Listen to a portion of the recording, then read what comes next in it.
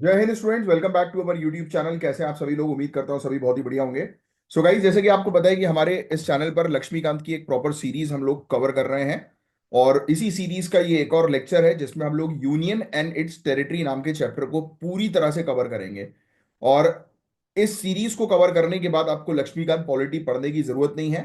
और अगर आपको इस सीरीज की इंफॉर्मेशन नहीं है तो आप कमलाक्ष झा ऑफिशियल जो हमारा यूट्यूब चैनल है वहां पर जाइए, उसके प्लेलिस्ट सेक्शन पर आपको पूरी लक्ष्मीकांत पॉलिटी की चैप्टर वाइज सीरीज मिल जाएगी।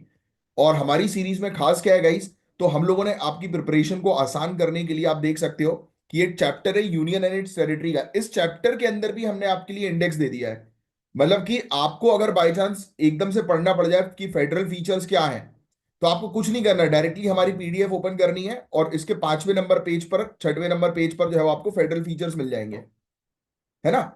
स्टेट मतलब role of states in the union, states का क्या रोल है यूनियन में, उसकी उसके बारे में अगर आपको लिखना है, उसकी इंफॉर्मेशन चाहिए, तो आप डायरेक्टली हमारी पीडीएफ से पूरी चीज देख सकते हैं। तो ये इससे क्या फायदा होता है, आपके रिवीजन में फायदा होता है और आपकी मेंस की तैयारी में फायदा होता है। मेंस के आंसर की जब आप प्रैक्टिस कर रहे होते हैं उससे रिलेटेड अगर आपको कोई पॉइंट चाहिए तो हम डायरेक्टली यहाँ पर आपको दे देते हैं। और इतने अच्छे से हमने पूरे टॉपिक्स को जो है वो कवर अप किया हुआ है कि जो आपके प्रीलिम्स में भी हेल्प करेगा और ये आपके मेंस में भी जो है वो काफी हेल्प करेगा। तो चलिए बिना समय वेस्ट किए हम लोग सेशन को स्टार्ट कर रहे हैं। बिफोर दैट चेक कर लो आपने चैनल को सब्सक्राइब किया है कि नहीं। नहीं किया तो तुरंत सब्सक्राइब करो और लाइक का बटन जो है वो हिट करो। और ये वीडियो जो है वो ऑलमोस्ट 1 लाख व्यूज जो है वो पहुंचना चाहिए। इस पर टारगेट करते हुए हम लोग जो है वो सेशन को स्टार्ट कर रहे हैं। जय श्री महाकाल। चलिए, तो बहुत ध्यान से सुनिएगा, हर हर एक चीज को, काफी इंपॉर्टेंट चीज है। हम इसके बारे में यूनियन एंड इट्स टेरिटरी के टॉपिक को कवर अप जो है वो कर रहे हैं। और इससे रिलेटेड अक्सर एग्जामिनेशन में जो है वो क्वेश्चन पूछे जाते हैं। कॉन्स्टिट्यूशन के प्रोविजंस, सुप्रीम कोर्ट के इंटरप्रिटेशन और रीसेंट अमेंडमेंट्स को भी डिटेल में हम लोग इस चैप्टर के अंदर कवर करेंगे। तो सबसे पहले हम बात करेंगे आर्टिकल 1 से लेकर आर्टिकल 4 तक की। राइट? जो इंडिया की यूनियन और टेरिटरी को डिफाइन करता है। तो क्वेश्चन आ सकता है इंडिया का यूनियन और टेरिटरी जो है वो किस आर्टिकल्स में डिफाइन है। तो आर्टिकल 1 to 4 जो है वो आपको बस सिंपली ध्यान में रखना है। आर्टिकल 1 कहता है कि India, that is Bharat, shall be a union of states. Very very important term जो आपको ध्यान में रखना है। क्या कह रहा है? India that is Bharat shall be the union of state. ये आर्टिकल 1 क्लियरली कहता है। ये सेंटेंस काफी इंपॉर्टेंट है। इसका मतलब यह है कि इंडिया एक ऐसा यूनियन में है जिसमें स्टेट्स एक एग्रीमेंट के बेसिस पे नहीं जुड़े हैं। मतलब स्टेट्स को यूनियन से अलग होने का कोई अधिकार नहीं है और यूनियन को डिस्ट्रॉय भी नहीं किया जा सकता। पार्लियामेंट को यह पावर दी गई है कि वो नए राज्य बना सकते हैं, स्टेट्स की बाउंड्रीज को चेंज कर सकते हैं और राज्यों के नाम भी चेंज कर सकते हैं। बट कोई भी राज्य जो है वो इंडिया से अलग नहीं हो सकता। तो India India that is Bharat shall be a union of states. मतलब ये क्लियरली बोल रहा है, आपको याद रखना है कि जितने भी राज्य हमारे साथ जुड़े हैं वो कोई एग्रीमेंट के तहत नहीं जुड़े। हमारा कोई एग्रीमेंट नहीं है राज्यों के बीच में एक साथ जुड़ने का। मतलब राज्य के पास यूनियन से अलग होने का कोई भी अधिकार नहीं है। अब यहां पर यूनियन मतलब सेंट्रल गवर्नमेंट की बात नहीं हो रही है। That should be much clear to you, है ना? सेंट्रल गवर्नमेंट की बात नहीं है। यूनियन, यूनियन का मतलब है इकट्ठा होना, एक साथ आना। तो राज्य जितने भी मिले हैं, सभी राज्य मिलकर एक इन्होंने इंडिया बनाया है, तैयार किया है। तो ये यूनियन जो है ये किसी एग्रीमेंट के तहत नहीं है। मतलब इसको आप हट नहीं सकते हो, अलग नहीं हो सकते हो। ये क्लियरली डिफाइंड है आर्टिकल 1 के अंदर। ये चीज दिमाग में घुसा लेना क्योंकि ये चीज एग्जामिनेशन में अक्सर आती है। क्वेश्चन प्रीलिम्स में एक आधी स्टेटमेंट आ जाए, क्या किसी स्टेट्स के पास अधिकार है क्या यूनियन से अलग होने का, यानी कि इंडिया से अलग होने का? राइट? तो नहीं, कोई अधिकार नहीं है स्टेट के पास यूनियन से अलग होने का, इंडिया से अलग होने का। और यूनियन को तोड़ा भी नहीं जा सकता, है ना? बट पार्लियामेंट के पास पावर है कि वो नई स्टेट्स बना सकती हैं। स्टेट्स के एरिया को चेंज किया जा सकता है, बाउंड्रीज को चेंज किया जा सकता है, या नाम को चेंज किया जा सकता है स्टेट्स के, राज्यों के। तो ये पार्लियामेंट के पास पावर है ये पूरी चीज करने की। तो आगे चल के और डिटेल में पढ़ेंगे। तो आर्टिकल 1 क्लियर हो गया आपको। आर्टिकल 2 पार्लियामेंट को यह पावर देता है कि वो नई स्टेट्स को यूनियन में एडमिट कर सकते हैं। जैसे अगर कोई स्टेट फॉरेन टेरिटरी के कब्जे में हो तो भी उसे इंडिया के यूनियन का हिस्सा बनाया जा सकता है। राइट, तो ये फैक्ट भी आप ध्यान में रखिएगा कि पार्लियामेंट के पास पावर है कि किसी भी नए क्षेत्र को हम लोग जो है वो, अगर हमें लग रहा है कि हाँ भाई वो सब कुछ ठीक है, उसकी कंडीशन, टर्म्स एंड कंडीशन, तो किसी एरिया को हम इंडिया में शामिल कर सकते हैं। राइट, तो ये फैक्ट भी आप ध्यान में रखिएगा। अब नेक्स्ट आर्टिकल 3। आर्टिकल 3 पार्लियामेंट को ये पावर देता है कि वो राज्यों को मॉडिफाई कर सकते हैं। ये पावर्स इंक्लूड करती है नए राज्य को बनाना, किसी भी दूसरे राज्य को डिवाइड करके, मतलब एक सिंगल स्टेट है, आप उसको अलग अलग करके दो स्टेट्स में जो है वो बना सकते हो। तो पहला तो आर्टिकल 3 के अंदर ये पावर जो है वो उसको मिल रही है, पार्लियामेंट को जो है वो दी जा रही है कि आप जो है वो एक स्टेट को सेपरेट करके दो स्टेट्स में कन्वर्ट कर सकते हो। जैसे कि अपन को देखने को मिला ना कि मध्य प्रदेश छत्तीसगढ़ का डिवीजन हुआ। राइट, छत्तीसगढ़ मध्य प्रदेश से जो है वो बनकर आई, निकल कर आई। दो या दो से ज्यादा स्टेट्स को मर्ज भी किया जा सकता है। राइट, ये फैक्ट भी आप ध्यान में रखिएगा। स्टेट के एरियाज को बढ़ाया या घटाया जा सकता है। राइट, स्टेट्स की बाउंड्रीज को जो है वो चेंज किया जा सकता है। राइट, स्टेट का नाम जो है वो चेंज किया जा सकता है। तो ये पूरी पावर पार्लियामेंट के पास है। ये आर्टिकल 3 के अंदर एक्सप्लेन किया है कि पार्लियामेंट क्या क्या चीजें कर सकती है, जिससे रिलेटेड अक्सर प्रीलिम्स में क्वेश्चंस बनते हैं। आर्टिकल 4 क्लैरिफाई करता है कि आर्टिकल 2 और 3 के अंडर जो भी कानून बनाए जाएंगे उन्हें कॉन्स्टिट्यूशन के अमेंडमेंट के रूप में नहीं देखा जाएगा। Very important. अगर ये पूरी चीज अगर पार्लियामेंट कर रही है, किसी स्टेट को शामिल कर रही है, किसी स्टेट का नाम चेंज कर रही है, या नई स्टेट बना रही है, या एग्जिस्टिंग स्टेट से दो स्टेट्स को जो है वो तैयार कर रही है, इन सब चीजों को आप कॉन्स्टिट्यूशनल अमेंडमेंट के दायरे में नहीं रखोगे। समझ रहे हो आप? क्लियरली लिखा है आर्टिकल 4 के अंदर, क्लैरिफाई किया है कि कोई भी कानून आर्टिकल 2 और 3 से रिलेटेड बनेगा तो इसका मतलब ये नहीं है कि आप जो है वो आर्टिकल 368 के तहत उसको रखो। राइट, तो याद रखिएगा, shall not be deemed to an amendment to constitution. इसका मतलब ये नहीं होगा कि आप संविधान को अमेंड कर रहे हो। तो क्वेश्चन आपसे ये पूछा जाएगा कि हमारी अगर स्टेट्स हैं उसका नाम चेंज करना है तो क्या संविधान को अमेंड करने की आवश्यकता है? नहीं। इसका मतलब साफ है कि स्टेट बाउंड्रीज को चेंज करना, ऑल्टर करना, नाम को चेंज करना, ये इतनी जितनी भी चीजें, जितनी पावर जो पार्लियामेंट को आर्टिकल 2 और 3 में मिली है, तो उसमें पार्लियामेंट कुछ भी करती है तो वो सिंपल मेजोरिटी के थ्रू हो जाएगा। उसके लिए स्टेट्स के रेक्टिफिकेशन की आवश्यकता नहीं है, सिंपल मेजोरिटी। ये क्वेश्चन कई बार पूछा भी जा चुका है, दोबारा पूछा जा सकता है, और फिर पूछा जाएगा तो आपके 2 मार्क्स पक्के हैं। अब मजा आया लेक्चर सुनते समय? अब लग रहा है क्लैरिटी की हर एक चीज क्लियर तरीके से समझ में आ रही है, और स्पेसिफिकली एग्जाम के लिए क्या काम की चीज है वो मैं बता रहा हूं, है ना? तो लाइक का बटन हिट कर दो, चेक कर लो लाइक का बटन हिट किया कि नहीं। नहीं किया तो अभी तुरंत करो। अब बात करते हैं सुप्रीम कोर्ट के हस्तक्षेप की, इंटरप्रिटेशन की, इंटरफेरेंस की। सुप्रीम कोर्ट ने यूनियन और टेरिटरीज के रिलेटेड प्रोविजंस को काफी बार इंटरप्रेट किया है, जिसमें कुछ इंपॉर्टेंट पॉइंट्स हैं। पार्लियामेंट्री सुप्रीमेसी पहला पॉइंट। सुप्रीम कोर्ट ने यह क्लियर किया कि पार्लियामेंट के पास पावर है कि वो स्टेट बाउंड्रीज को ऑल्टर कर सकें, लेकिन यह पावर कॉन्स्टिट्यूशन के फ्रेमवर्क के अंडर रहकर यूज की जानी चाहिए। यह पावर फेडरलिज्म के बेसिक स्ट्रक्चर का उल्लंघन नहीं कर सकती। तो मतलब आप अगर स्टेट की बाउंड्री चेंज कर रहे हो, राइट, तो इसका मतलब ये नहीं है कि आप डेमोक्रेसी के अगेंस्ट जो है वो चले जाओ, लोगों के हित के अगेंस्ट जो है वो चले जाओ। ऐसा नहीं करना है, क्योंकि ऐसा करोगे आप फेडरलिज्म के फीचर के अगेंस्ट, जो कि बेसिक फीचर है, बेसिक स्ट्रक्चर के दायरे में आ जाता है, उसके अगेंस्ट जाओगे तो फिर सुप्रीम कोर्ट उसको नल एंड वॉइड डिक्लेयर कर देगी। तो सुप्रीम कोर्ट ने बोला पार्लियामेंट सुप्रीम है, बट सबसे ऊपर है, बट उसको संविधान के दायरे में रहकर काम करना पड़ेगा, संविधान के फ्रेमवर्क के दायरे में रहकर, स्पेशली फेडरलिज्म के बेसिक फीचर को डिस्टर्ब नहीं करना है। क्लियर? तो यहां पर आपसे किस टाइप का क्वेश्चन है वो पूछा जा सकता है कि यूनियन और उस इट्स टेरिटरीज जो है, आर्टिकल 1 to 4 है, उस पर ऑनरेबल सुप्रीम कोर्ट ने क्या टिप्पणियां दी हैं। तो पहली चीज तो पार्लियामेंट करना चाहे करे सब, हमें कोई दिक्कत नहीं, बट संविधान के दायरे में रहकर चेंजेस करें। दूसरा, फेडरल बैलेंस, वेरी इंपॉर्टेंट। यहां पर एक इंपॉर्टेंट चीज यह है कि कोर्ट ने हमेशा इस चीज पर जोर दिया है कि यूनियन और स्टेट्स के बीच में एक बैलेंस होना चाहिए। मतलब जो भी चेंजेस होते हैं वो मनमाने नहीं होने चाहिए, आर्बिट्ररी नहीं होने चाहिए। तो जो भी होने चाहिए सबके इच्छा अनुसार जो है वो चेंजेस होनी चाहिए। कितनी अच्छी बात बोली है ऑनरेबल सुप्रीम कोर्ट ने। आप देखो हमने कितने बढ़िया तरीके से आपके लिए पूरी चीज सजा के दी है।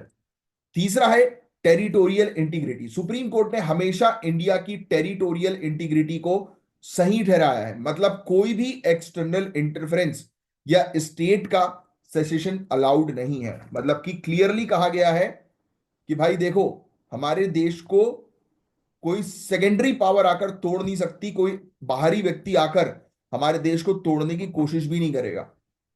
सुप्रीम कोर्ट ने इस चीज को हमेशा ये कहा है कि भाई हमारी टेरिटरीज को मेंटेन करना, मजबूत रखना बहुत जरूरी है।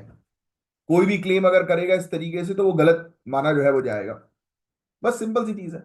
अब कुछ रीसेंट अमेंडमेंट्स की जो है बात कर लेते हैं जो इंडिया की टेरिटोरियल जुरिस्डिक्शन को अफेक्ट करते हैं। Jammu and Kashmir reorganisation act 2019, very very important star marker topic.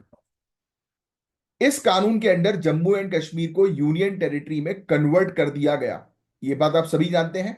और लद्दाख को एक अलग यूनियन टेरिटरी बनाया गया। इसका इंपैक्ट फेडरल स्ट्रक्चर पर काफी इंपॉर्टेंट था। पहले जम्मू कश्मीर एक फुल फ्लेज्ड स्टेट था, लेकिन अब यूनियन टेरिटरीज की तरह ट्रीट किया जाता है, जिसमें ऑटोनॉमी काफी लिमिटेड हो गई है। मतलब कि पूरी पावर सेंट्रल गवर्नमेंट के पास जो है वो चली गई है। तो ये रिसेंटली हम लोग को जो है वो देखने को मिला, एक अमेंडमेंट के तहत चेंजेस जो नजर आए, जम्मू एंड कश्मीर स्टेट को यूनियन टेरिटरीज में कन्वर्ट किया। तो ये उसी के तहत हम लोग को देखने को मिला जिसके बारे में हम लोग पढ़ रहे हैं, है ना। तो ये कहानी है। अब फेडरल स्ट्रक्चर के बारे में बात करेंगे।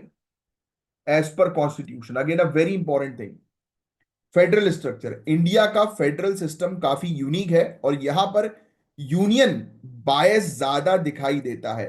अब यहां पर यूनियन मतलब सेंट्रल, सेंटर की बात हो रही है, केंद्र सरकार की बात हो रही है, ठीक है। तो अब शब्दों पे मत जाओ, चीजों को समझने पर जाओ, है ना।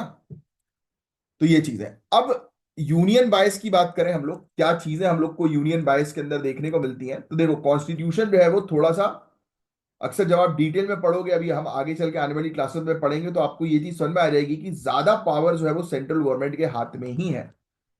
तो ये यूनियन बायस हम लोग को एक स्ट्रक्चर देखने को मिलता है हमारा। जब इमरजेंसी डिक्लेयर होती है, सेंटर को ज्यादा पावर मिलती है। अच्छा, ये क्वेश्चन बन सकता है कि कौन सी ऐसी चीजें हैं हमारे संविधान में जो ये बताती है कि सेंट्रल गवर्नमेंट के पास ज्यादा पावर है। तो आप लिखोगे इमरजेंसी प्रोविजन, आप लिखोगे इंटीग्रेटेड जुडिशरी, आप लिखोगे ऑल इंडिया सर्विसेज, आप लिखोगे गवर्नर का अपॉइंटमेंट, आप लिखोगे unitary features in financial matters, क्योंकि सेंटर के पास ज्यादा कंट्रोल है फाइनेंशियल रिसोर्सेज का। तो पहला पॉइंट इमरजेंसी प्रोविजन, जब इमरजेंसी डिक्लेयर होती है सेंटर को ज्यादा पावर मिलती है, क्योंकि पूरा कंट्रोल जो है वो सेंटर स्टेट के ऊपर कर लेती है। बोलो हाँ या ना।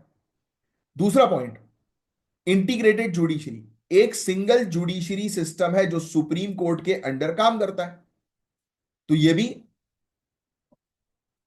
थोड़ा सा दिखा रहा है कि सेंट्रल पावर जो है वो ज्यादा है, राइट। स्टेट हाई कोर्ट तक सीमित है, बट उसके बाद सुप्रीम कोर्ट जो कि टॉप नॉच कोर्ट है, उसकी बात सभी को माननी है। तो मतलब कहीं ना कहीं पावरफुल अपर लेवल पर हम लोग को देखने को मिल रही है चीजें। All India services, IAS IPS IFS, जिसकी आप लोग तैयारी कर रहे हो, यूनियन और स्टेट्स दोनों के लिए काम करता है। गवर्नर का अपॉइंटमेंट, गवर्नर को प्रेसिडेंट अपॉइंट करते हैं जो स्टेट्स के हेड होते हैं, और ऑब्वियसली बात है किसकी एडवाइस पर, काउंसिल ऑफ मिनिस्टर्स की एडवाइस पर।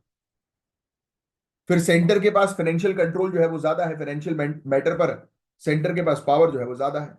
तो ये कुछ ऐसे फीचर्स हैं हमारे कॉन्स्टिट्यूशन के अंदर जो ये क्लियरली बता देते हैं कि भाई हमारा कॉन्स्टिट्यूशन ज्यादा फेवर कर रहा है यूनियन को, यानी कि सेंट्रल गवर्नमेंट को। अब फेडरल फीचर की बात करें, इसके बावजूद इंडिया में फेडरल फीचर्स भी हैं। Written constitution, written constitution clearly बताता है यूनियन और स्टेट्स की पावर जो है वो क्या है, डिफाइन कर रहा है। शेड्यूल 7 में आप जाकर देख सकते हैं, union list, state list, concurrent list. फिर ड्यूअल पॉलिटी, दो गवर्नमेंट सिस्टम है, यूनियन और स्टेट गवर्नमेंट। अब लोकल गवर्नमेंट भी अब अभी आज की डेट में हम लोग कहते हैं, but dual government, dual polity आप लिखेंगे। फिर division of power, union list, state list, concurrent list के थ्रू प्रॉपर तरीके से पावर को जो है वो डिवाइड किया गया है। दोनों यूनियन और स्टेट्स कॉन्स्टिट्यूशन के अंडर बाउंडेड है, सभी को कॉन्स्टिट्यूशन को फॉलो करना है, सुप्रीमेसी है कॉन्स्टिट्यूशन की। जुडिशरी का रोल डिस्प्यूट्स को रिजॉल्व करने का, इंडिपेंडेंट जुडिशरी है, राइट। तो ये चीज हमें देखने को होता है। कोऑपरेटिव फेडरलिज्म, इंडियन सिस्टम जो है वो कॉपरेशन कोऑर्डिनेशन पर फोकस करता है कि यूनियन और स्टेट मिलकर कोऑपरेट करें, कोऑर्डिनेट करें और कोऑपरेटिव फेडरलिज्म बहुत इंपॉर्टेंट है, इससे रिलेटेड ऐसे भी आ जाते हैं कई बार, इससे रिलेटेड मेंस में ज्यादा क्वेश्चंस पूछे जाते हैं। Inter state council, zonal council, ये बेसिकली सेंटर और स्टेट को एक टेबल पर लेकर आते हैं जिससे कि वो मिलकर बातचीत करें और बड़े बड़े मुद्दे को आसानी से रिजॉल्व करें। चीजें समझ में आ रही है आपको क्लियरली? अब स्टेट्स का क्या रोल है यूनियन में? स्टेट्स भी बहुत इंपॉर्टेंट रोल प्ले करते हैं भारत के गवर्नेंस के ऊपर, शासन के ऊपर, है ना। काफी इंपॉर्टेंट रोल है इनका। इनकी पावर्स कॉन्स्टिट्यूशन से ही डिराइव होती है, ऑब्वियसली बात है। पूरी पावर्स स्टेट क्या करेगी वो कॉन्स्टिट्यूशन में लिखी है।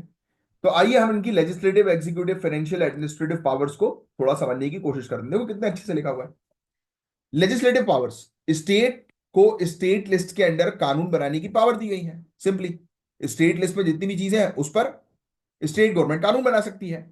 कॉन्करेंट लिस्ट एक और आती है, इसमें कानून बनाने की शक्ति जो है वो यूनियन और स्टेट दोनों को दी जाती है। बट अगर दोनों के बीच में कोई प्रॉब्लम हो गई तो यूनियन यानी कि सेंट्रल गवर्नमेंट के द्वारा बनाए गए कानून जो है वो मान्य होंगे। फिर एग्जीक्यूटिव पावर हम लोग को एक देखने को मिलती है। स्टेट एग्जीक्यूटिव जो गवर्नर के अंडर होते हैं, स्टेट के अंडर कानून और पॉलिसीज को इंप्लीमेंट जो है वो करते हैं, राइट। तो ये पावर हम लोग को देखने को मिलती है स्टेट्स की। फिर फाइनेंशियल पावर, स्टेट्स को कुछ टैक्सेस लेवाई करने की पावर होती है, टैक्स लगवाने की, और यूनियन से उनको समय समय पर अनुदान अनुदान यानी कि ग्रांट्स भी मिलता है। फिर स्टेट्स को अपने एरिया में लॉ एंड ऑर्डर मेंटेन करना होता है, education, health care, infrastructure provide करने की रिस्पॉन्सिबिलिटी होती है। तो ये फैक्ट ध्यान में रखना। Public service, law and order maintain करना, ये चीज किसके अंडर है? स्टेट के अंदर। ये स्टेट की रिस्पॉन्सिबिलिटी है, ठीक है। तो ये बस फैक्ट्स आप थोड़ा सा ध्यान में रखेंगे, राइट। अब आगे की जो है वो चर्चा करेंगे हम लोग। अभी तक की पूरी चीज समझ में आ रही है ना प्रॉपर तरीके से? तो इंटर स्टेट रिलेशंस, आर्टिकल 262 263 बहुत इंपॉर्टेंट है। और इंटर स्टेट काउंसिल का क्या रोल है, इससे रिलेटेड अक्सर क्वेश्चन आते हैं। ये टॉपिक कॉन्स्टिट्यूशन में दिए गए स्पेशल प्रोविजन और उनके पॉलिटिकल लीगल चैलेंजेस को समझने में मदद करता है। तो बहुत इंपॉर्टेंट है, बहुत ध्यान से जो है वो इस चीज को सुनना। देखो, सबसे पहले हम बात करते हैं इंटर स्टेट रिलेशंस के बारे में, जो हमारे इंडियन कॉन्स्टिट्यूशन में बहुत ज्यादा इंपॉर्टेंट है। ये रिलेशन स्मूथ होने चाहिए ताकि यूनियन का फंक्शनिंग अच्छे से हो सके। अब कॉन्स्टिट्यूशन में कुछ ऐसे मैकेनिज्म्स दिए गए हैं जो इन रिलेशंस को मैनेज करने में मदद करता है, नहीं तो फिर लड़ाइयां हो जाएंगी आपस में, स्टेट्स के बीच में बनेंगी नहीं तो, है ना, जो अक्सर कई बार देखने को मिलता है। बट कुछ ऐसे प्रोविजंस हैं कि भाई कि दोनों मिलकर जो है वो रहे, मिलकर जो है वो इंपॉर्टेंट सोल्यूशन जो है वो निकालें जो देश के लिए इंपॉर्टेंट है। तो देखते हैं आर्टिकल 262 और 263 को। देखो ये दो आर्टिकल्स आपके लिए बहुत इंपॉर्टेंट है इंटर स्टेट काउंसिल से रिलेटेड जो है। ध्यान सुनना, सबसे पहले आर्टिकल 262, ये article inter state water disputes को डील करता है। मतलब अगर किसी नदी को लेकर दो या दो से ज्यादा राज्यों के बीच में लड़ाइयां हो जाए तो पार्लियामेंट को यह पावर दी गई है कि वो ऐसे मुद्दे को एडजुडिकेट कर सकती है और ट्राइब्यूनल्स एस्टैब्लिश कर सकती है जो इन डिस्प्यूट्स का सल्यूशन निकाले। ये बहुत इंपॉर्टेंट है क्योंकि वाटर डिस्प्यूट्स हमारे देश में काफी कॉमन है, जैसे कावेरी नदी का डिस्प्यूट। तो क्या चीज समझी आपने? आर्टिकल 262 ये किस चीज से डील कर रहा है? इंटर स्टेट वाटर डिस्प्यूट से रिलेटेड है। और ये याद रखना, अगर क्वेश्चन आता है कि दो या दो से ज्यादा स्टेट्स में एक नदी के पानी से रिलेटेड अगर प्रॉब्लम हो रही है तो उस मुद्दे को कौन संभालेगा? तो उस मुद्दे को संभालेगी पार्लियामेंट। कैसे? पार्लियामेंट जो है वो एक ट्राइब्यूनल बनाएगी यानी कि एक कोर्ट एस्टैब्लिश करेगी जो इस मामले में जजमेंट देगा और जिसका जजमेंट फुल एंड फाइनल माना जाएगा। फिर होता है आर्टिकल 263। ये आर्टिकल प्रेसिडेंट को पावर देता है कि वो इंटर स्टेट काउंसिल स्टैब्लिश कर सकते हैं। इंटर स्टेट काउंसिल का मेन काम है राज्यों के बीच कोऑर्डिनेशन और कॉपरेशन को इंप्रूव करना। ये काउंसिल अलग अलग मुद्दे पे डिस्कशन करती है और रिकमेंडेशन देती है कि कैसे स्टेट्स और यूनियन अपनी पॉलिसीज को बेहतर कोऑर्डिनेट कर सकते हैं। मैं सिंपली आपको बताऊं तो आपको ये याद रखना है कि एक इंटर स्टेट काउंसिल बनती है, जैसे फॉर एग्जांपल दो या दो से ज्यादा स्टेट्स के बीच में कोई इशू है। जैसे फॉर एग्जांपल दो या दो से ज्यादा स्टेट्स के बीच में कॉमन इश्यूज है गंदगी का, पॉल्यूशन का, जैसे फॉर एग्जांपल इंडस्ट्रियल पॉल्यूशन। तो ये लोग एक काउंसिल बना देंगे जहां पर समय समय पर आकर इनकी मीटिंग होगी और ये मेन मुद्दा जो डिस्कस होगा वो इंडस्ट्रियल पॉल्यूशन होगा। और ये चीज करेंगे ऑनरेबल प्रेसिडेंट। ऑनरेबल प्रेसिडेंट समय समय पर ऐसे काउंसिल स्टैब्लिश करते हैं आर्टिकल 263 के तहत। तो संविधान में बकायदा बताया हुआ है कि भाई कि मिलकर काम करो, सबको मिलकर काम करना है, सबकी अलग अलग प्रॉब्लम्स नहीं है, सबकी एक ही प्रॉब्लम है जो मिलकर सब लोग रिजॉल्व करें, कॉमन प्रॉब्लम सामने रखें और मिलकर रिजॉल्व करें, दैट्स इट। समझ रहे हो? तो ये चीज हम लोग को देखने को मिलती है। तो इंटर स्टेट काउंसिल को समझना आपको जरूरी था, मैंने आपको वो बता ही दिया, कुछ आर्टिकल्स के बारे में जानकारी दी, 262 263 वो ध्यान में रखना है। अब ध्यान सुनो, अगर किसी राज्य के बीच में कोई डिस्प्यूट हो गया, कोई मुद्दे पर जो है वो अनबन हो गई दो राज्यों की, तो काउंसिल उस अनबन को इन्वेस्टिगेट कर सकती है और रिकमेंडेशन दे सकती है।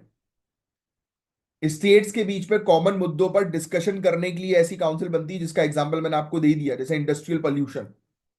स्टेट्स और यूनियन के बीच कोऑर्डिनेशन को इंप्रूव करने के लिए भी काम करती है ये, क्योंकि यहां पर सेंटर के भी लोग बैठते हैं, राइट।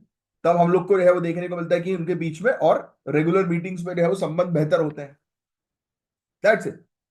तो ये चीज आपको ध्यान में रखनी चाहिए।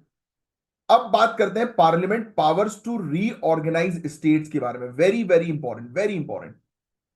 आपको ऑलरेडी पता है, मैंने आपको बताया कि आर्टिकल 3 के अंदर जो है वो क्या चीज मेंशन्ड है। आर्टिकल 3 क्या पावर दे रहा है पार्लियामेंट को, कि पार्लियामेंट, ये पूरी चीज अभी हमने पढ़ी थोड़ी देर पहले, फिर से यहां पर रिपीटेड है, कि पार्लियामेंट जो है वो किसी भी राज्य के एरिया को मॉडिफाई कर सकती है, उनकी बाउंड्रीज को चेंज कर सकती है, राज्य का नाम चेंज कर सकती है, एक राज्य को दो राज्यों में सेपरेट कर सकती है। बोलो हाँ या ना। अब मेरा एक सिंपल सा क्वेश्चन है, क्या इसके लिए कॉन्स्टिट्यूशन को अमेंड करने की आवश्यकता है? यस और नो बताओ कमेंट बॉक्स पे लिखकर, क्या कॉन्स्टिट्यूशन अमेंड होगा आर्टिकल 368 के तहत? और अगर होगा, अगर नहीं होगा, तो बिल जो है वो सिंपल मेजोरिटी या स्पेशल मेजोरिटी किसके थ्रू पास होगा? बताओ कमेंट बॉक्स पे लिखकर। तो ये चीज हम लोग को ऑलरेडी जो है वो पता है, इसका आंसर आप भी जो है वो जानते हैं। तो अब देखो, बात ध्यान समझना। आर्टिकल 3 के अंदर पार्लियामेंट को पावर दी है नए राज्य बनाने की, किसी राज्य की टेरिटरी अलग करके या दो राज्यों को जोड़कर एक राज्य बनाने की पावर है, किसी स्टेट्स का एरिया बढ़ाने या घटाने की पावर है, किसी स्टेट्स की बाउंड्री को चेंज करने की पावर है, या किसी स्टेट का नाम चेंज करने की पावर है। लेकिन ये सब चेंजेस तभी किए जा सकते हैं जब प्रेसिडेंट का रिकमेंडेशन हो। अ वेरी इंपॉर्टेंट पॉइंट, बिना प्रेसिडेंट के रिकमेंडेशन के आप ये चीजें नहीं कर सकते हो, राइट। प्रेसिडेंट के रिकमेंडेशन की आवश्यकता होगी ही होगी, दैट इज वेरी इंपॉर्टेंट, बिना उनकी रिकमेंडेशन के नहीं हो सकता। पार्लियामेंट स्टेट लेजिस्लेचर के व्यू पॉइंट को एक्सेप्ट या रिजेक्ट कर सकती है, लेकिन उन्हें जरूरी है कि कंसिडर करें, सोच विचार करें, बट फॉलो करना उनके लिए जरूरी नहीं है, ये भी ध्यान में रखना, राइट। कोई भी बिल अगर इंट्रोड्यूस हो रहा है तो प्रेसिडेंट जो है वो रेफर करेंगे स्टेट के पास उस बिल को, कि भैया आपके राज्य का एरिया कम ज्यादा हो रहा है, जिससे कि आपको जो है वो अगर कोई आपत्ति है तो सामने रख दो। और पार्लियामेंट बाउंडेड नहीं है स्टेट लेजिस्लेचर से, या तो वो उनके रिकमेंडेशन को एक्सेप्ट कर सकती है या रिजेक्ट कर सकती है। तो ये प्रोसीजर होता है। मतलब अगर कोई भी बिल पार्लियामेंट के अंदर लाया जा रहा है तो वो तभी लाया जाएगा जब ऑनरेबल प्रेसिडेंट रिकमेंड करेंगे, पॉइंट नंबर 1। मतलब ये बाउंड्री वगैरह चेंज करने से रिलेटेड एग्जांपल लो, जैसे फॉर एग्जांपल एक स्टेट का एरिया जो है वो कम किया जा रहा है, ठीक है, तो इससे रिलेटेड पार्लियामेंट के अंदर एक बिल लाया गया। और कब लाया जाएगा? जब प्रेसिडेंट जो है वो अलाउ करेंगे, ऑनरेबल प्रेसिडेंट जब अलाउ करेंगे तभी ये बिल जो है वो लाया जाएगा। और दूसरा पॉइंट, ये प्रेसिडेंट जो है वो इस बिल को जो है वो स्टेट के सामने, यानी कि उस स्टेट की लेजिस्लेचर के सामने प्रस्तुत करेंगे। अब लेजिस्लेचर जो है वो पसंद नहीं कर रही, लेजिस्लेचर बोल रही नहीं नहीं भाई, हमारी स्टेट के एरिया को जो है वो कम मत करो बल्कि उल्टा बढ़ाओ, है ना। स्टेट ने ये रिकमेंडेशन दे दिया पार्लियामेंट को। अब पार्लियामेंट जो है वो स्टेट के रिकमेंडेशन को रिजेक्ट करे या एक्सेप्ट करे, ये पूरी तरह से पार्लियामेंट के ऊपर है, वो पार्लियामेंट बाउंडेड नहीं है। ऐसा क्यों? आप तो बोलोगे अरे यार सर, इससे तो स्टेट की ऑटोनॉमी जो है वो चली जाएगी, ये क्या है? क्वेश्चन आएगा ना, दिमाग में आना चाहिए, नहीं आया तो आना चाहिए ये क्वेश्चन। जेन्युइनली अगर दिमाग लगा के पढ़ाई कर रहे हो तो ये क्वेश्चन उठना चाहिए, डाउट छुटने चाहिए कि सर ये तो गलत है। बट बेटा यहां पर कंसेप्ट काम में आएगा आपके लिए। लोकसभा और राज्यसभा, राज्यसभा से पास होकर ही, लोकसभा से बिल आया है तो राज्यसभा से पास होकर ही जाएगा, और राज्यसभा स्टेट्स के इंटरेस्ट के लिए काम करती है। राज्यों के इंटरेस्ट के लिए काम करती है, क्योंकि स्टेट लेजिस्लेटिव असेंबली के सदस्य उसमें मौजूद हैं। तो अगर किसी स्टेट को आपत्ति होगी तो राज्यसभा से पास नहीं होना चाहिए। और लोकसभा और राज्यसभा तो ओवरऑल पूरे इंडिया के लिए काम करते हैं, और सुप्रीम कोर्ट भी बैठी हुई है बॉस। अगर कोई गड़बड़ी होगी, गलत होंगी, तो सुप्रीम कोर्ट जो है वो उस पर स्टे लगवा सकती है, रोक सकती है। बोलो हाँ या ना। तो अब कुछ चीजें आप ध्यान में रखेंगे, जैसे आंध्र प्रदेश रीऑर्गेनाइजेशन एक्ट 2014 का था, तेलंगाना बनाई गई, तेलंगाना को आंध्र प्रदेश से जो है वो हटाया गया, राइट। फिर उत्तराखंड रीऑर्गेनाइजेशन एक्ट सन 2000 का था, उत्तराखंड जो है वो बनाई गई उत्तर प्रदेश से हटकर, राइट। ये फैक्ट ध्यान में रखिएगा। झारखंड रीऑर्गेनाइजेशन एक्ट सन 2000 लाया गया, बिहार से हटकर झारखंड जो है वो बनी। छत्तीसगढ़ रीऑर्गेनाइजेशन एक एक्ट जो है वो लाया गया, मध्य प्रदेश से हटकर छत्तीसगढ़ को बनाया गया। ये सब चीजें आपको याद रखनी है, ये काफी इंपॉर्टेंट जो है वो चीजें हैं कानून, कि कौन से स्टेट से हटकर जो है वो कौन सी स्टेट जो है वो तैयार हुई। लेकिन हर स्टेट रीऑर्गेनाइजेशन के बाद कुछ लीगल और पॉलिटिकल चैलेंजेस तो आई हैं, है ना। जैसे कि इंटर स्टेट डिस्प्यूट्स, ये डिस्प्यूट्स अराइज करते हैं रिसोर्सेज के कारण, रिवर वाटर की शेयरिंग के कारण या एसेट की शेयरिंग को लेकर, राइट। कई बार रीजनल सेंटीमेंट्स भी होते हैं, स्टेट्स का क्रिएशन कभी कभी रीजनल टेंशंस को बढ़ा देता है, यानी कि बॉर्डर पर रहने वाले जो लोग हैं उनको फिर बड़ी परेशानी जो है वो होती है, राइट। और फिर नए एडमिनिस्ट्रेटिव स्ट्रक्चर सेट करना थोड़ा सा कॉम्प्लेक्स हो जाता है। नई स्टेट्स को अपनी इकोनॉमी को स्ट्रांग बनाना बहुत जरूरी होता है, तो उनको उस चीज में बड़ी टेंशन आती है। देखो हमने पूरा लिखा हुआ है कि जब कोई स्टेट बनती है तो उसको क्या क्या लीगल और पॉलिटिकल चैलेंजेस फेस करने पड़ते हैं, डिस्प्यूट्स, रीजनल सेंटीमेंट्स का इशू, एडमिनिस्ट्रेशन में प्रॉब्लम, इकोनॉमिक इशू, राइट। फिर स्टेट रीऑर्गेनाइजेशन जो है वो कई बार पॉलिटिकल मामले में भी जो है वो इन्फ्लुएंस हो जाता है, राइट। तो ये चीज हम लोग को देखने को मिलती है, पार्टी पॉलिटिक्स भी इसमें हम लोग को नजर आती है, राइट। अब एक और लास्ट और इंपॉर्टेंट चीज ये है कि बांग्लादेश के साथ जो टेरिटरीज एक्सचेंज हुई, अब ये चीज आपको समझना बहुत जरूरी है, जो अक्सर काफी सारे लोग जो है वो इस टॉपिक को स्किप कर देते हैं, बट आप जुड़े हो मेरे साथ तो कोई भी आपका टॉपिक स्किप नहीं होगा। इंडिया और बांग्लादेश की बीच का टेरिटरी एक्सचेंज, ये समझना आपको जरूरी है। ये मुद्दा पार्टीशन के टाइम से चल रहा है। इंडिया और बांग्लादेश के बीच जो एनक्लेव्स थे उनको लेकर है प्रॉब्लम। तो इसको सॉल्व करने के लिए लैंड बाउंड्री एग्रीमेंट जो है वो लाया गया था। क्या लाया गया था? लैंड बाउंड्री एग्रीमेंट, अ वेरी इंपॉर्टेंट एग्रीमेंट। कभी कभी क्वेश्चन आ सकता है कि एग्रीमेंट जो है वो किससे रिलेटेड है, तो इंडिया और बांग्लादेश के बीच में एक एग्रीमेंट हुआ, एक ट्रीटी हुई, राइट। कि जो एरियाज हैं, एनक्लेव्स हैं, राइट, तो उनको आपस में एक्सचेंज करो। इस एग्रीमेंट के थ्रू बांग्लादेश के 51 एनक्लेव्स और इंडिया के 111 एनक्लेव्स एक्सचेंज किए गए। इसके थ्रू रेसिडेंट्स को सिटीजनशिप और रिलोकेशन का ऑप्शन भी दिया गया। तो लैंड बाउंड्री एग्रीमेंट जो है वो किसके बीच का एग्रीमेंट है? इंडिया और बांग्लादेश के बीच का एग्रीमेंट, राइट। और ये इनिशियली साइन हुआ था 1974 में, बट कॉन्स्टिट्यूशन के अमेंडमेंट की आवश्यकता थी इसको पूरी तरह से इंप्लीमेंट करने के लिए। फिर फाइनली ये रेक्टिफाइड हुआ, इंप्लीमेंट हुआ 30 जून 2015 को। सोचो 1974 से फंसा हुआ मामला 30 जून 2015 तक चला, राइट, जब honourable prime minister Modi Bangladesh की विजिट पर गए थे। तो उस समय ये पूरा मुद्दा जो है वो रिजॉल्व हुआ, जिसमें टोटल 162 ऐसे एरियाज थे जो एक्सचेंज हुए, जो कि 111 इंडिया की तरफ से बांग्लादेश में गए और 51 बांग्लादेशी इंडिया के अंदर आए, मतलब कुछ पार्ट्स।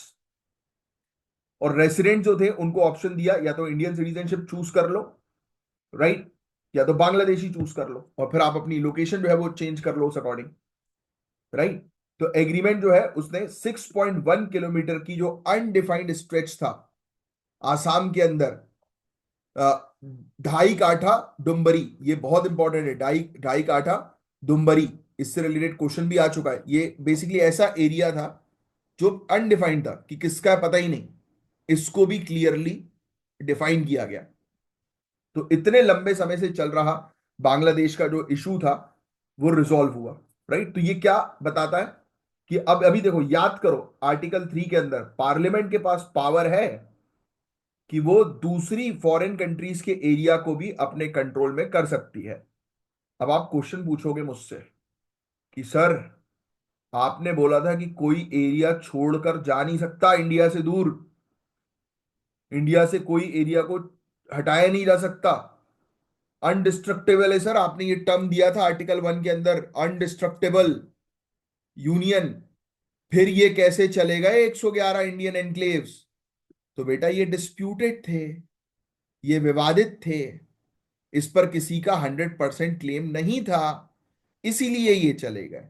अगर हमारा 100% क्लेम होता तो जाने नहीं देते, लड़ लेते। डिस्प्यूटेड थे क्योंकि रेसिडेंट्स भी है ना वहां पर यार, पॉपुलेशन भी है, लोग भी हैं। हम ह्यूमैनिटेरियन पॉइंट ऑफ व्यू से चीजों को देखते हैं, मानवता के पॉइंट ऑफ व्यू से चीजों को देखते हैं। तो इस एग्रीमेंट का जियो पॉलिटिकल और सोशल इंपैक्ट भी था। इंडिया बांग्लादेश रिलेशंस काफी इंप्रूव किए गए और रीजन के लोगों की जिंदगी की बेहतर फैसिलिटीज मिलने लगी, यानी कि इस क्षेत्र में लोगों को बेहतर फैसिलिटीज मिलने लगी। लेकिन कुछ रेसिडेंट्स को नए एनवायरमेंट में अडाप्ट करने में थोड़ा टाइम लगा। आखिरकार हम बात करते हैं स्टेट्स और यूनियन टेरिटरीज के एवोल्यूशन के बारे में। तो इंडिया में 1947 में जब इंडिपेंडेंस मिली इंडिया को, राइट, तब बहुत सारे प्रिंसली स्टेट्स और प्रोविंसेस को इंटीग्रेट करना था। ये काफी चैलेंजिंग था, बट पटेल साहब की वजह से सब कुछ पॉसिबल हुआ। तो आप जानते हैं कि 1947 में इंडिया को इंडिपेंडेंस मिलती है। 550 से भी ज्यादा प्रिंसली स्टेट्स थे। अच्छा, बांग्लादेश वाला इशू क्लियर है ना, राइट, कि इस प्रकार का भी मुद्दा हम लोग को हिस्टोरिकली देखने को मिल चुका है, लैंड बाउंड्री एग्रीमेंट, बस इतना ध्यान में रखना है आपको। फिर अब ये देख लो एक और मुद्दा, 1947 में हमारे लिए क्या सबसे बड़ा चैलेंज था? भाई ब्रिटिशर्स बोल के गए थे कि प्रिंसली स्टेट्स जो है, या तो पाकिस्तान ज्वाइन कर लो, या इंडिपेंडेंट रह लो, या इंडिया में आ जाओ। तो भाई इंडिया में हो तो इंडिया में ही रहना है, अलग होने की तो कोई वो ही नहीं है। वल्लभ भाई पटेल साहब, इन्होंने जो है वो इस चीज को जो है वो इनिशिएट किया, लीड किया, कि चाहे कुछ हो जाए प्रिंसली स्टेट्स को अलग नहीं होने देंगे, ना पाकिस्तान का हिस्सा बनने देंगे इंडिया के बीच में।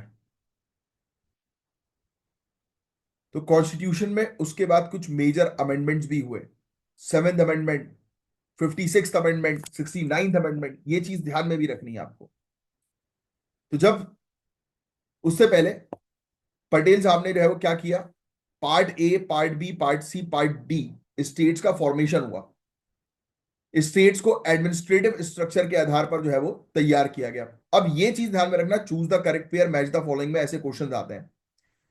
पार्ट ए के अंदर फॉर्मर गवर्नर प्रोविंस है ब्रिटिश इंडिया की, यानी कि जहां पर गवर्नर्स का जो एरिया हुआ करता था, राइट, तो उस पर्टिकुलर प्रोविंस को, उस स्टेट को पार्ट ए की कैटेगरी में डाल दिया। भाई हमने गवर्नर, गवर्नर जनरल पढ़े कि नहीं पढ़े? यस।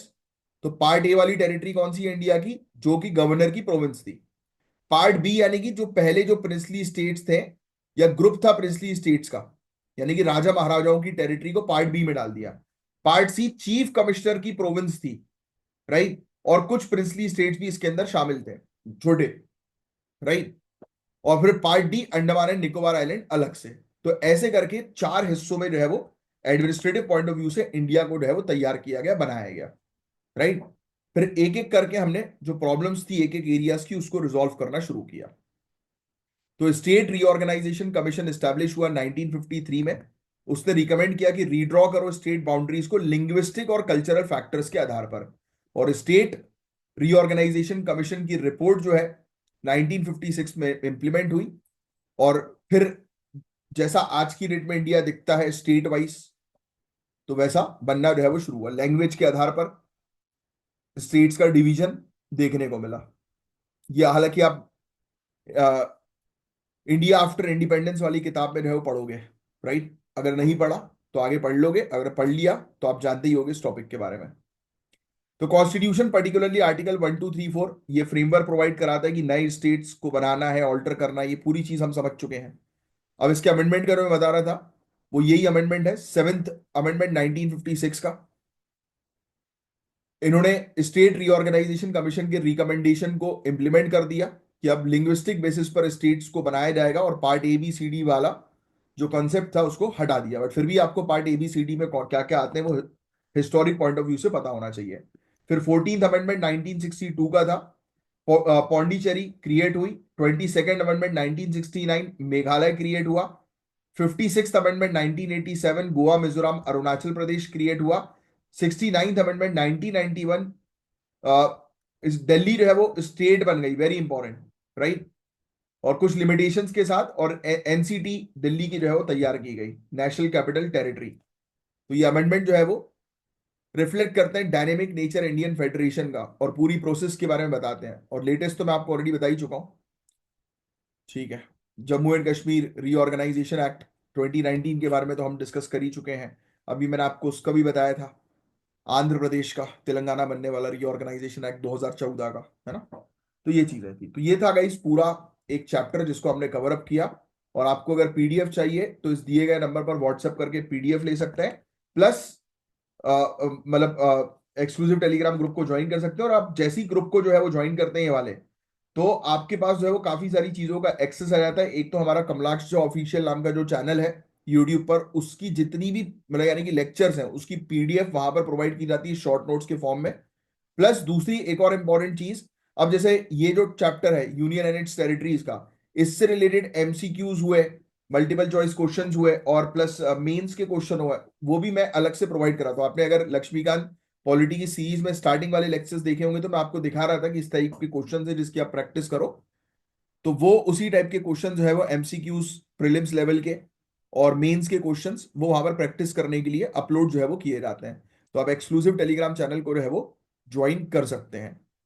अच्छा, और एक और चीज मैं आपको बताऊं, अगर आपको कोई भी किसी भी प्रकार की हेल्प चाहिए सिविल सर्विसेज के पॉइंट ऑफ व्यू से, तो आप इस दिए गए नंबर पर मुझे व्हाट्सएप जो है वो कर सकते हैं। हमारी टीम जो है वो आपकी डेफिनेटली जो है वो हेल्प करेगी। और आपको मुझसे डायरेक्टली कांटेक्ट करना है तो आप बोल भी सकते हो कि मुझसे कांटेक्ट जो है वो करवा दीजिए।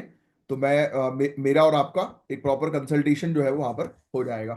तो चलिए, अब मैं मिलूंगा आपसे नेक्स्ट लेक्चर में। तब तक के लिए bye, take care, have a great day ahead. जय हिंद गाइस, जय श्री महाकाल।